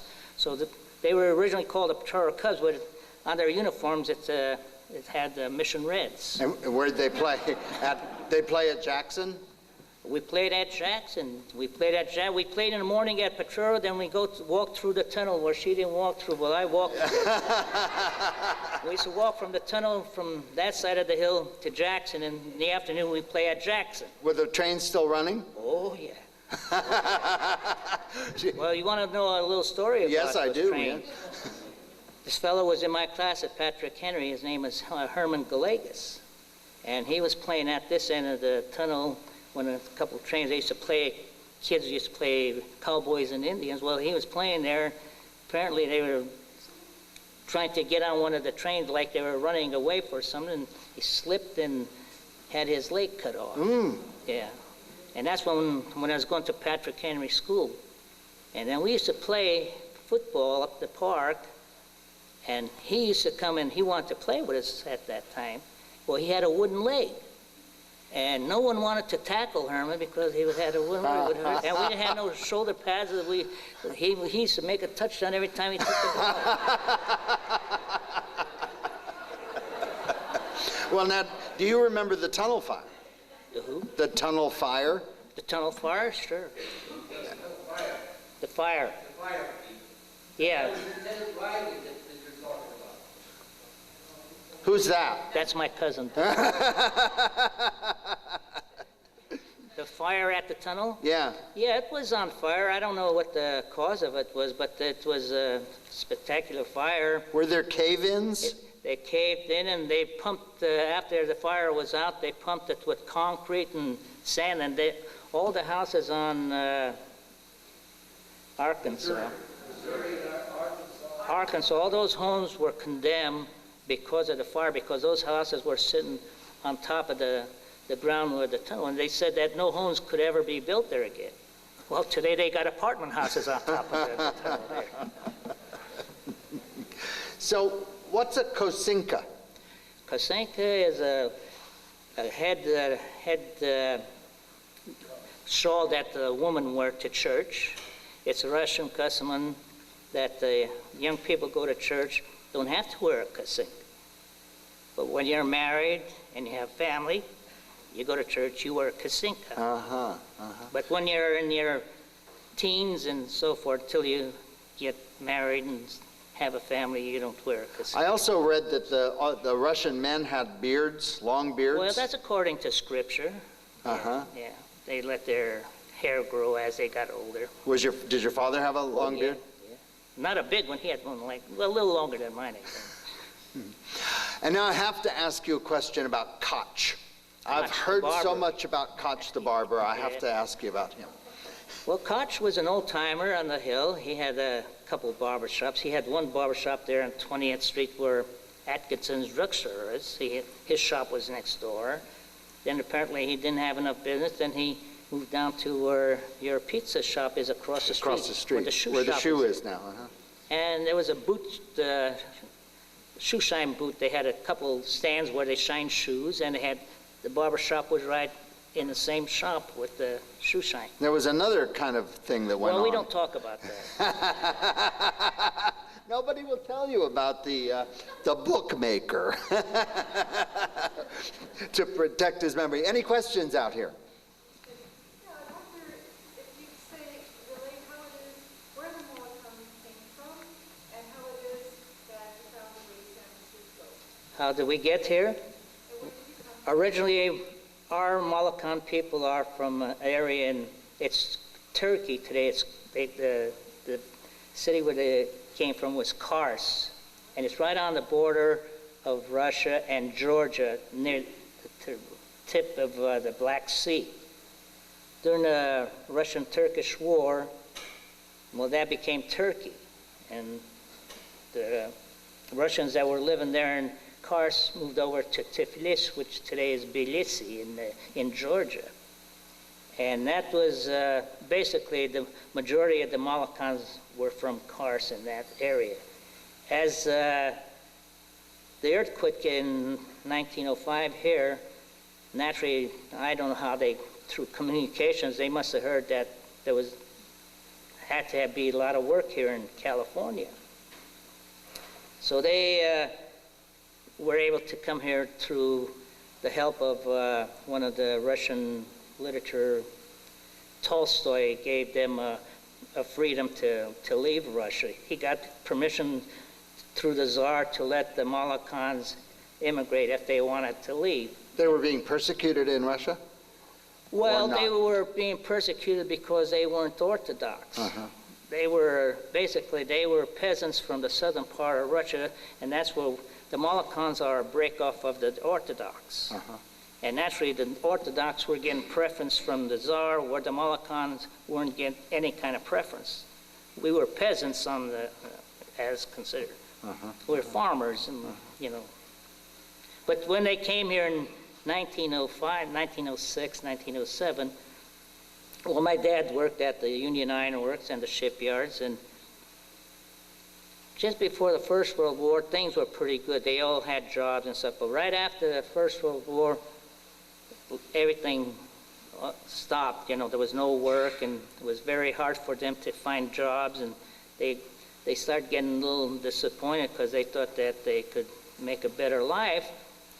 So they decided there was about 10 families from Potrero Hill, figured, well, they thought that the revolution in Russia would be over by then, and they came here and they were able to get enough knowledge of farming and so forth, so they thought they'd go back and try to make a go of it. Well, when they went back in 1926, they took plows and tractors, whatever they were able to accumulate here in the States, and they thought they'd go back and start their own little village. Well, the Russian government gave them an area that was about 100 miles east of Rostov. They called it California. And the reason Potrero Hill, huh? No, they called it California. And the reason they call it California because they were all from San Francisco, but they were originally, they're Russians, but then when they got to that area, they called them Californians. And they tried to make a go of it the first year, and as soon as they got the word that these people are from the U.S. capitalists and they're trying to make money from us, well, the government started to clamp down on us. They were forcing big taxes on them. They were making them pay high taxes on their equipment. And it was almost unbearable to try to make a go of it. So 2 years later, they all turned around, came back to the U.S. Was any of your family involved in that move? My family was there, my mother and dad. Well, my dad at the time was lucky that he was a U.S. citizen when he went back. So when he was able to come back, in those days, if you came back into the country, you had to have someone to vouch for you. You had to have documents that someone provide you work and take care of you and make sure you had a job. And that's when my father was the only brother that went back. Well, his other brothers stayed here. So he was lucky that when he came back that his other brothers were able to vouch for him. And our family was able to come back in 28. What happened to the church while he was gone? With the church? Oh, they still congregated. They used to travel from house to house. It was one family meet one week, the next week another family meet. Every hill on the house, I mean every house on the hill, they used to have like a basement. That's where they used to have church every Sunday, till they built the church on Carolina. Which was after they came back from Russia. Well, yeah, they came back in 28 and the church was built in 29.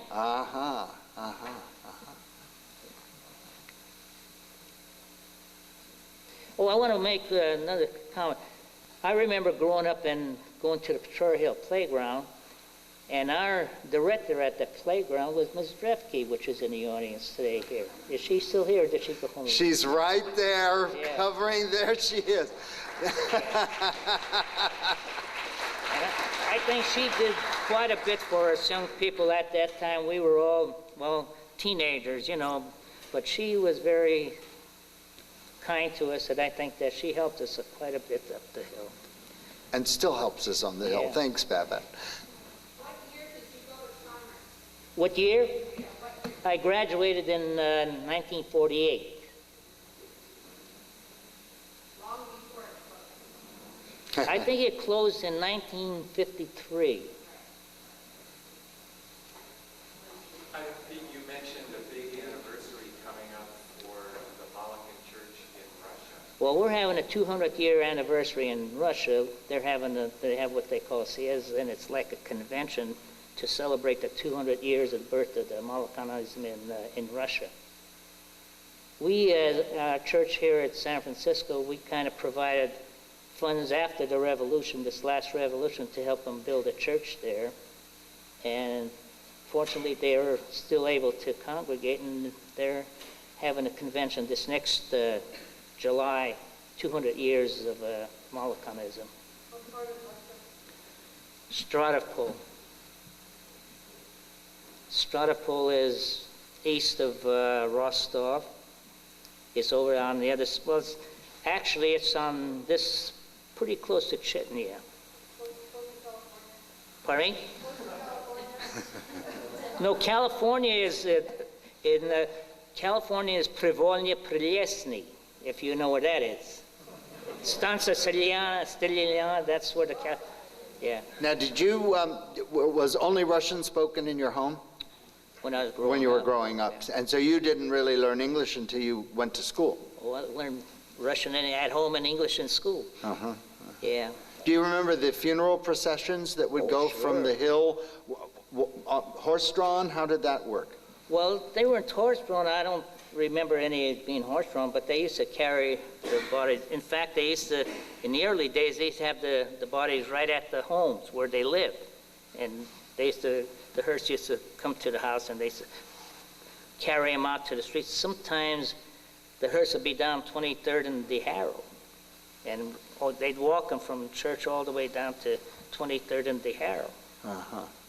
I mean, walk up Southern Heights up to the Haro, and the hearse would be down on 23rd and the Haro. And they sing along when they were taking the hearse.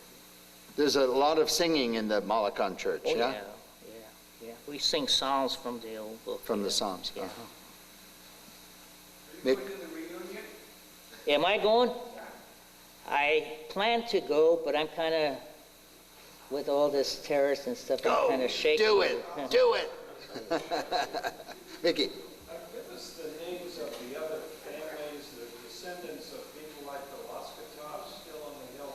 What were the names of the other families in the church? The large, oh, there was quite a few. Well, there's the Rudimetkins, there's the Sasoyevs, there's Bogdanovs, Chikanovs, Fedosovs, Poppins, a lot of families. Could you tell us briefly about your grandmother, Nadia? Oh, yeah. Well, I could tell you a story about Grandmother Dadia. When all the Molokan, the Loskutoffs lived in the house, well, my mother and my sister-in-law, which was my uncle Jack's wife, that lived at the house. That's Linda's grandmother. And they were working at the Gallon Laundry on, was it 8th and Brandon? 7th and Brandon. Yeah, it was a Gallon Laundry. Well, they worked there, and the first paycheck that my mother and her sister-in-law received, they decided to go downtown and buy themselves a dress. Well, when they got home, Grandmother Daria was the boss of the house. When you went to work, you brought the paycheck home and you gave it to Daria, and she told you if you needed a new dress. So my mother and my aunt came home and they had new dresses, and the grandmother said to them, well, where did you get these dresses? They said, well, we thought we'd just buy one. They went down to maybe to Weinstein's and Mark's and bought themselves a dress, and they came home with after their first paycheck. Daria says, you take that dress back where you bought it and bring the money home. I'll tell you when you need a dress. She ran the Loskutoff family, the grandmother.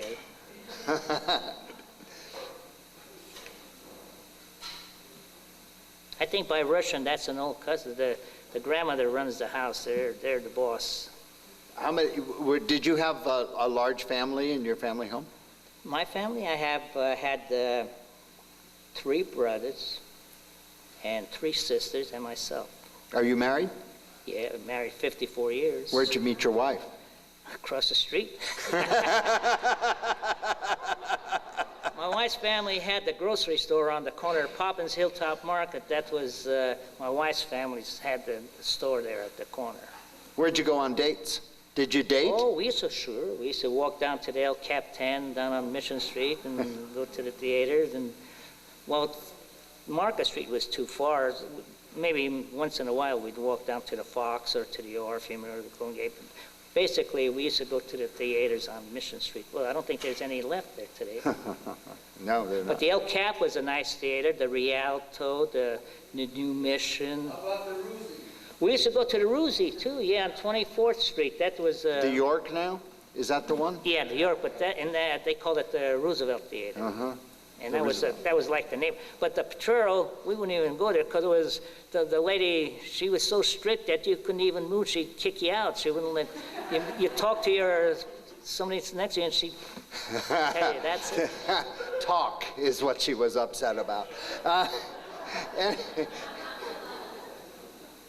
Anything else? Rosemary, are you right? No. Mickey? Question about the ethnic groups that formed the Hill back in those days. We know the Molokans and Russians, and we know the Italians, and of course they're Irish. Was that pretty much the ethnic makeup, or was it more diversified than that?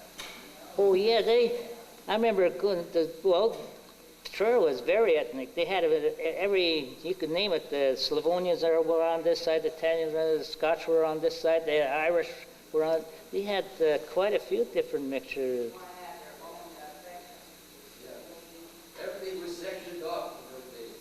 We had our own groups. You had your own group. And you mostly socialized in their national groups. Oh, I mean, you when we were socialized kids. mostly among the Russians. Oh, yeah, when you lived, naturally you lived up by the Potrero neighborhood house. Well, all the kids used to play there. Well, on Sundays, or if you went anywhere, we used to go down to the Mission Street to the theater with about 30, 40 kids going to the, yeah. Now we would run if 30, 40 kids came anywhere near us. And our Sunday goodies was we used to eat poly seeds. Poly seeds? Yeah, that was our candy. That was our, what they call soul food. Well, anyway, whenever we got to the theater and they saw us Russian kids coming, they used to look in our pockets to see if we had any seeds, because they said you leave too many seeds, the shells on the floor, so they didn't want to let us in. Well, okay. It's been a great evening, and thanks a lot, Pete, for sharing your memories of the Hill. Thank you.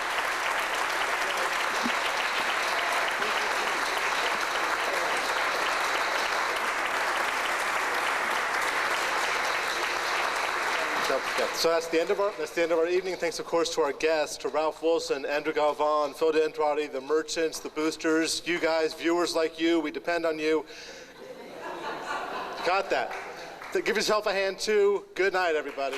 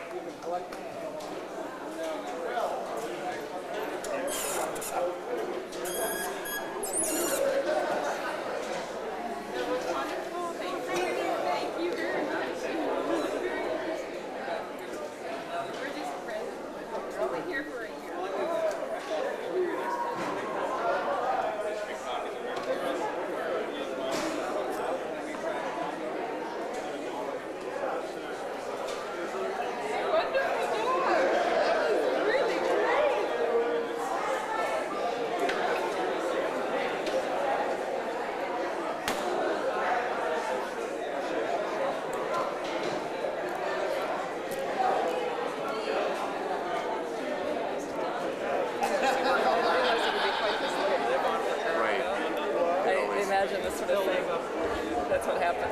Yeah, it always goes over. Yeah, there's always more. And at the end, and the people that warmed up at the end, they start, like, he was really good at the end. Yeah. So Peter, what's happening? Well, another history night down the drain, yeah. Triumph.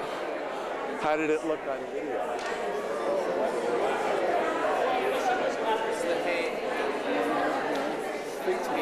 Oh, no, no, Mark. You can do it. No. Not tonight. Too late. No, thanks for taping the whole thing. How did Pete look? You look great.